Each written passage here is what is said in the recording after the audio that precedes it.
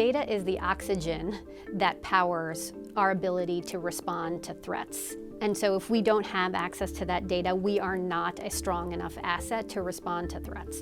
So we definitely do need more work to do, both to build the pipes on connecting all these different data sources, but also to have the authority to say, we need to do this in order to protect our country and to have a national security asset that can respond to those threats.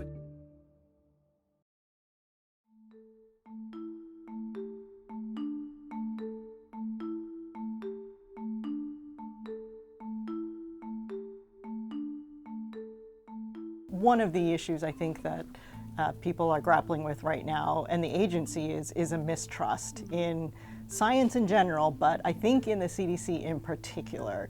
I'd love to get your perspective on that perspective, both coming from the outside as secretary in North Carolina, and now that you're director, how you plan to address that. Well, first, I think trust is absolutely foundational. I think change happens at the pace of trust. And so it underlies everything that we do. And I will say, as Health and Human Services Secretary for North Carolina, we called out and named trust as central to how we responded to the COVID crisis. We thought about it every day, and we measured it, importantly. And what we saw over the course of leading through that crisis, we saw trust actually increase in the department that I ran, which was different than what we were seeing in some other parts of the country.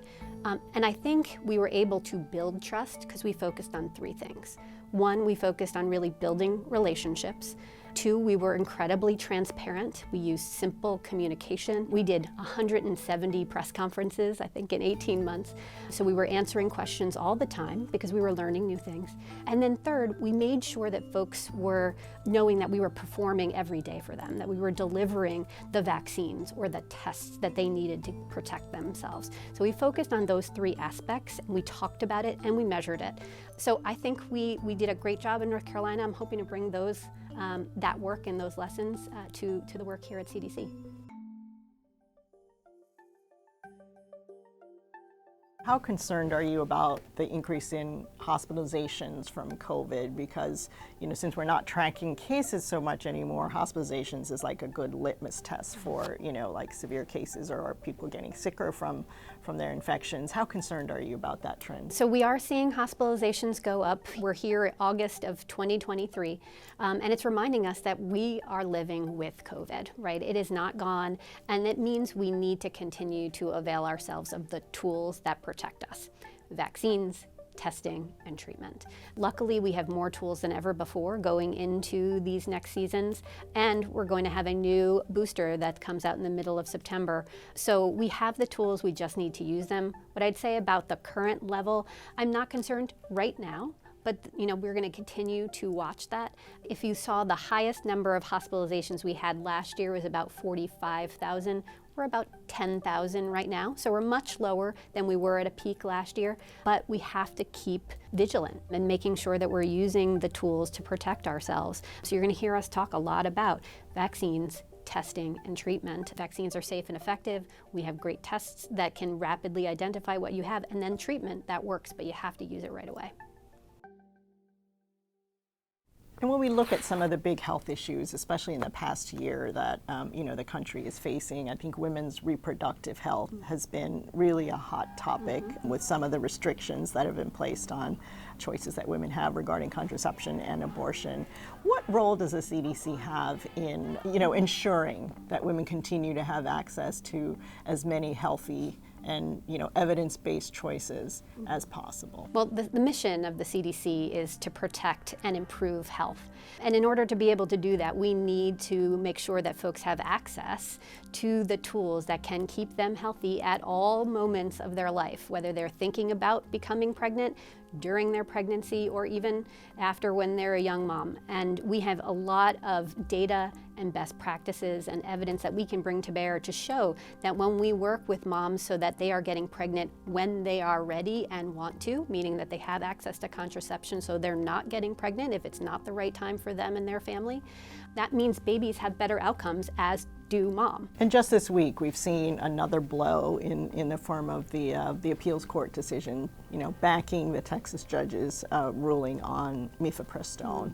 It remains available, but this is going to be debated in the courts.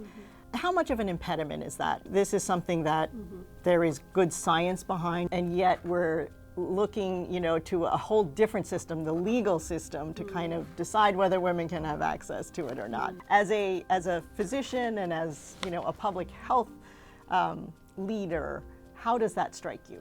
Well, I'm so disappointed that we are here, that we are having the conversation to revisit whether or not women should have access to health care when they need it. I will say, as both a mom of 2 daughters, a physician, and now the director of the CDC, I'm going to continue to make sure that we are working to make sure women have access to care when they need it, that they have medical treatment when they need, and that's all parts of their life. One of the issues I think that has in part led to the mistrust and the skepticism of the agency and science in general was the politicization of health.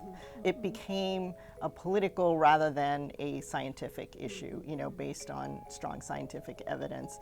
As Secretary in North Carolina, did you see some of that in your own state? And as you saw it on the national level, what concerns you had and also how you plan to address that now as director of CDC? Well, I think it's always important for us to have good discourse and good dialogue. I think it's important when we're wrestling with hard issues that we hear from different folks, but what we want to make sure is that that dialogue is respectful.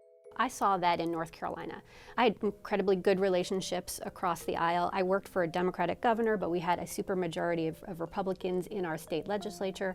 But we had good relationships, and I think it's because we were willing to answer questions, that we were transparent. Folks knew that they could get me on the phone to answer questions, and I was happy to do it. Doesn't mean we always agreed on every issue, but we were able to have that respectful dialogue. As I get to know members of Congress in my new role, that's what I see as well, us building those relationships, being available to answer their questions, and focusing on the places where I see a lot of consensus. And I do see consensus on making sure we have an asset for our country that is identifying threats and responding quickly to them. So if we have a new virus or a new chemical or what have you, that we are able to respond quickly. So I see a lot of consensus around having that asset. I also see a lot of consensus on addressing mental health. We all know that mental health, unfortunately, has seen a lot of challenges that happens in any crisis, whether it's a hurricane or a pandemic. And so I see a lot of consensus on coming together to think about ways to address that. I was just talking to a couple of members of Congress on how do we work together on suicide prevention, for example. And then the third area of consensus I really see is around young families, thinking about how do we get upstream from some of the issues we see downstream, whether that's diabetes or mental health issues and addiction. There are ways, proven ways with evidence, that we know we can prevent. We know that we are a stronger country if we are healthy. And what does it take to become that? So those are the areas you're going to hear me focus on, right? Making sure we have that asset to respond to threats, that we address our mental health issues, and that we're also doing the prevention to make us the healthiest country we possibly can be.